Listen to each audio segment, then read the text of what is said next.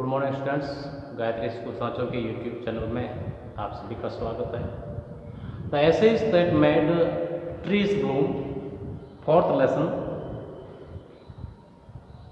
Difficult words and their Hindi meanings जो है हमने पिछले वीडियो लेक्चर में कंप्लीट किए और मैंने आपको बताया था कि आप इसके दो पार्ट हैं, 5 पार्ट के, चौथे पार्ट के सॉरी, जिसमें मैंने दोनों के स्पेलिंग लिखवाए और कहा था आपको कि आपको पहले पार्ट के जो पहला भाग जो है इसके स्पेलिंग पहले तैयार करना है, जिससे कि जब इसका ट्रांसलेशन किया जाए तो आपको स्टोरी समझ में आए, विषय वस्तु को आप समझ सको। तो आपने कर दिए होंगे, ऐसा मेरा मानना है। तो आज हम इसका हिंदी ट्रांसलेशन, जिसका शीर्षक है राख। ऐसे इसका मतलब राख होता है, राख जिससे पेड़ खिले, राख जिससे पेड़ खिले, शीर्षक है। विलियम एलियट ग्रिफ्स ने ये लिखा है, एक जापानी कहानी है, जापान की कहानी है ये। और ये कहानी एक honest and hard working couple जो है, एक ईमानदार और परिश्रमी बूढ़े दंपति और उनके पेट डॉग, पालतू कुत्ते के बारे में है। इसमें 3 जो है वो कैरेक्टर है, पात्र है, जिसमें बूढ़ा व्यक्ति, उसकी पत्नी और एक कुत्ता, उनका पालतू, उसके बारे में है।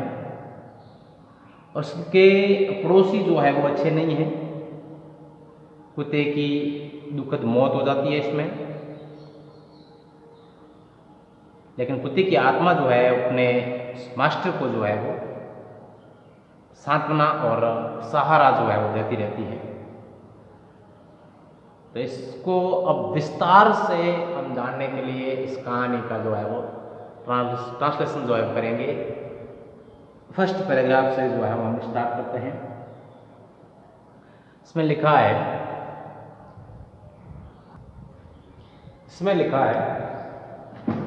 In the good old days of the Denius, in the good old days of Denius, Denius ने बताया था, डायन्यूस जो है वो 19वीं शताब्दी में जापान के जो धनी लोग थे, धनी जमींदार लोग जो थे, उनको कहा जाता है। तो 19वीं शताब्दी के जापान के धनी जमींदारों के अच्छे समय में, कब की बात है, 19वीं शताब्दी में जापानी धनी जमींदारों के अच्छे समय में there lived an old couple, वहां पर एक 19वीं शताब्दी में वहां पर एक बूढ़ा दंपति, वृद्ध दंपति जो है वो रहता था। Whose only pet was little dog, और उनका एकमात्र पालतू जानवर जो है वो कुत्ता था। Having no children, कोई बच्चा या संतान न होने के कारण they loved it as though it were a baby, उस कुत्ते से वे इतना प्रेम करते थे, स्नेह रखते थे कि वह जो है वो एक बच्चा हो, जिस प्रकार से एक बच्चे का ध्यान रखते थे, ऐसे उससे प्रेम या स्नेह करते थे। The old dame made it a cushion, old dame का मतलब वृद्ध महिला, उस वृद्ध महिला ने उस कुत्ते के लिए एक कुशन यानी गद्दा जो है वो बनाया, और ब्लू पैड, नीले रंग की रेशम जो है उसका एक गद्दा जो है उस कुत्ते के लिए बनाया। एंड एट मील टाइम, और भोजन के समय, जब भोजन करने का समय होता था, मुको, उस कुत्ते का नाम था Muko, for that was its name, जैसा उसका नाम था, would sit on it as long as any cat. तो वो कुत्ता जब भोजन का समय होता था तो उस गद्दे के ऊपर एक बिल्ली के जैसे जो है वो बैठ जाता था। The kind people fed the pet with tidbits of fish from their own chopsticks, और वो दयालु दंपति उस कुत्ते को मछली जो है उसके स्वादिष्ट टुकड़ों को जो है वो उनकी स्वयं की चॉपस्टिक्स जो होती है, खाना खाने के जो कांटे जो थे उनसे, उनके कांटों से ही जो है वो उसको मछली जो है वो खिलाते थे। And all the boiled rice it wanted, और जितना चावल वो खाना चाहता था उसको खिलाते थे। Thus treated, the dumb creature loved its protectors like a being with a soul. तो इस प्रकार से व्यवहार किए जाने के कारण, ट्रीटेड यानी व्यवहार किया जाना, जिस प्रकार का उसके मालिकों के द्वारा व्यवहार किया जाता था,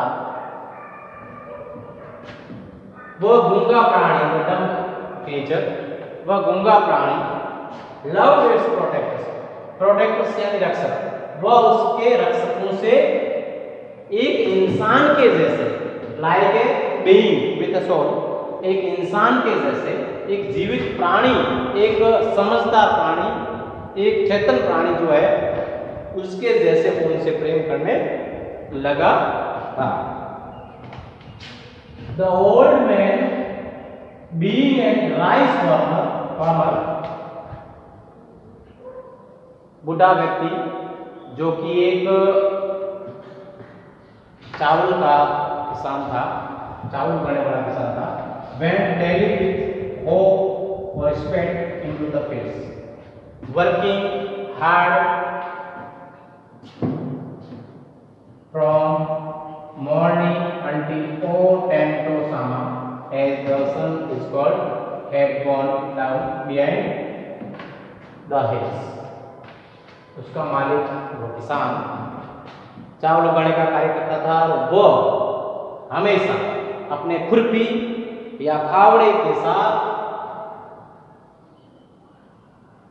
सुबह होते ही खेतों में चला जाता था, और जब सूर्यास्त हो जाता था, सूर्य ढल जाता था, तब तक वहां पर खेतों में कठिन परिश्रम करता रहता था। ओ ट्रेन को समा मैंने लिखवाया था, जापान में सूर्य को कहते हैं। एवरी डे, प्रत्येक दिन, dog followed him to work, कुत्ता हमेशा उसके साथ में जाता था। Never once harming the white heron that walked in the footsteps of the old man to pick up the bones, और उसने उन बगुलों को कभी भी नुकसान नहीं पहुंचाया जो उसके मालिक के पीछे पीछे जो है वो कीड़े खाने के लिए चलते थे। अब खेतों में काम करते हैं किसान, जब खेतों में काम करता है, निराई गुड़ाई वगैरह ये होती है ट्रैक्टर वगैरह से या फावड़े से, खुरपी से जो है वो जब खोदते हैं जमीन को, तो उसमें से कीड़े निकलते हैं, और एक विशेष प्रकार का एक जानवर है, हेरोन कहते हैं, जिसको बगुला कहा जाता है हिंदी में। वो जो है उन कीड़ों को खाने के लिए जो जमीन में से खोदने के दौरान निकलते हैं, आता है, आपने भी देखा होगा। तो कुत्ता जो है वो उन जानवरों को, उन पक्षियों को जो है वो कभी हानि नहीं पहुंचाता था, उनको मारता नहीं था। For the old fellow was patient and kind to everything that had life, और वो उनका मालिक जो है, कुत्ता जानता था उसका मालिक जो है वो प्रत्येक जीव के प्रति दया भाव रखता था। And often turned up the sword on purpose to give food to the birds, और उसकी एक आदत थी, जब वो पक्षियों को देखता था इस प्रकार से, तो वो जानबूझ करके अपने फावड़े से, खुरपी से जमीन खोदता था जिससे कि कीड़े निकले और वो पक्षी जो है वो अपना भोजन प्राप्त कर सके। One day the dog came running to him, एक दिन कुत्ता दौड़ता हुआ उसके पास आया, putting his paws against his legs and motioning with his head to some spot behind, तो कुत्ता उसके पास में आया, उसने, उस कुत्ते ने जो अपना पंजा जो है उस व्यक्ति के पैरों पर रखा और अपने सिर से पीछे की ओर जो है वो इशारा किया। The old man at first thought his cat was only playing and did not mind it.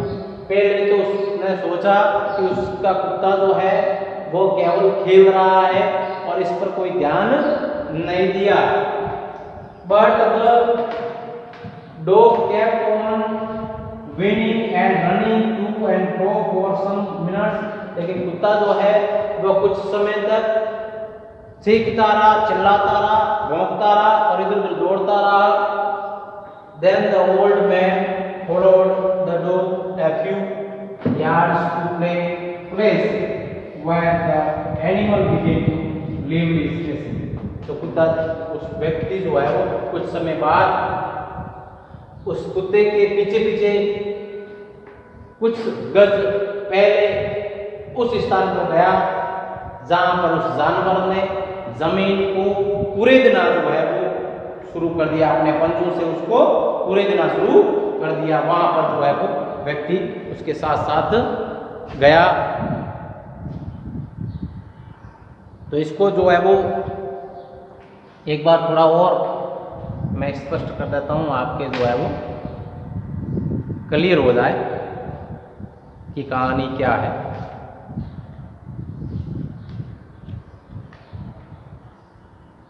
In the good olden days of the daimyos, there lived an old couple whose only pet was a little dog. तो इसका अभिप्राय, इसका अर्थ जो है वो होगा 19वीं शताब्दी में जापान में धनी जमींदारों के पुराने समय में या अच्छे समय में एक बूढ़े दंपति रहते थे और उनका एकमात्र पालतू जो है वो एक कुत्ता था, एक छोटा सा कुत्ता था, ए लिटिल डॉग। फिर लिखा है having no children they loved it as though it were a baby. इसका अर्थ होगा उनके कोई संतान न होने के कारण वे उसे इस प्रकार प्रेम करते थे मानो कि ये उनका अपना बेबी हो, अपना बच्चा हो। फिर लिखा है the old dame made it a cushion of blue crepe and it mill time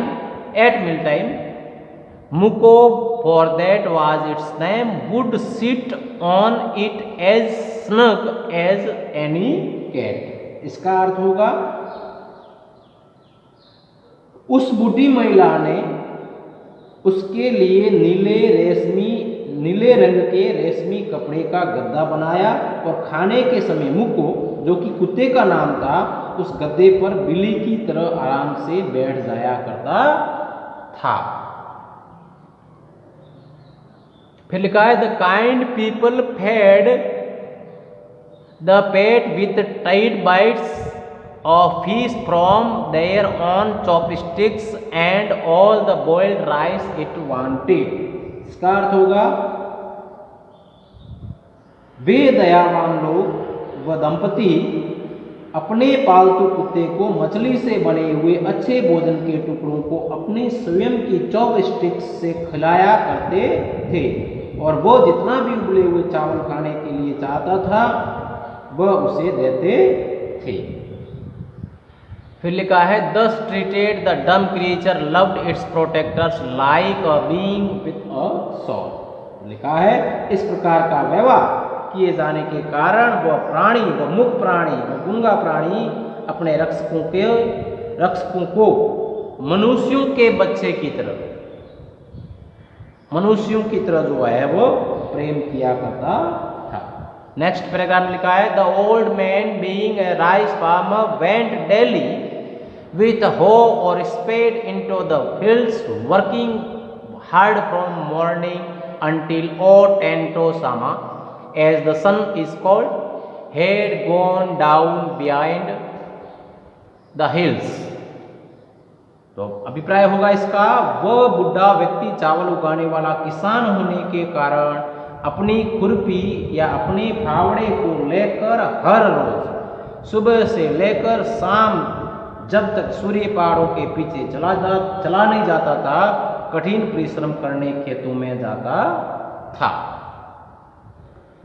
फिर लिखा है every day the dog followed him to work, never once harming the white heron that walked in the footsteps of the old man to pick up the worms। लेकिन लिखा है प्रतिदिन उसका कुत्ता, पालतू कुत्ता जो है, खेतों तक उसके पीछे पीछे जाता था, लेकिन उसने कभी भी सफेद बगुले को नुकसान नहीं पहुंचाया जो उस बुढ़े आदमी के पैरों के पीछे कीड़े उठाने के लिए चलता था। फिर लिखा है for the old fellow was patient and kind to everything that had life and often turned up a sword on purpose to give food to the birds. लिखा है क्योंकि वह बुढ़ा आदमी जीवित प्राणियों के प्रति बहुत दयालु व धैर्यवान था और अक्सर पक्षियों को भोजन खिलाने के लिए वह घास युक्त जमीन को अपने फावड़े या खुरपी से खोद देता था। फिर लिखा है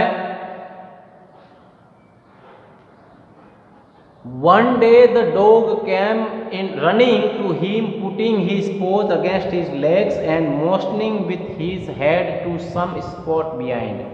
तो एक दिन कुत्ता दौड़ता हुआ उसके पास आया, उसने अपने पंजों को उसके पैरों पर रखा और अपने सिर से किसी पीछे के स्थान की ओर इशारा किया।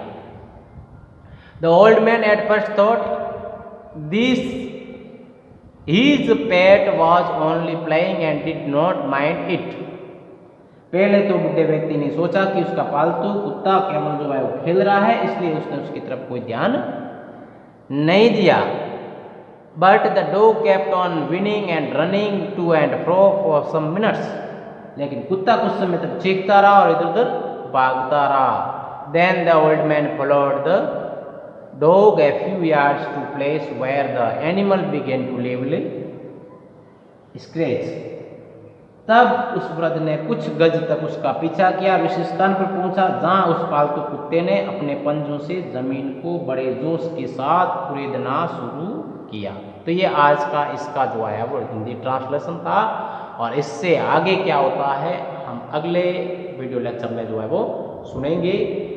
आज केवल इतना ही, आप इसका स्क्रीनशॉट लें और इसका ट्रांसलेशन करने का आप स्वयं प्रयास करें। जो आपने कठिन शब्द वगैरह याद किए हैं उनका सहायता से, कोई मुश्किल नहीं है, प्रयास करें। गलतियां होगी लेकिन जो आप उसको सुधार करने के लिए, समझने के लिए वापस जो है वीडियो लेक्चर आपके सामने है उसको सुन सकते हो, जिससे कि आपको उसमें करेक्शन भी हो जाएगा।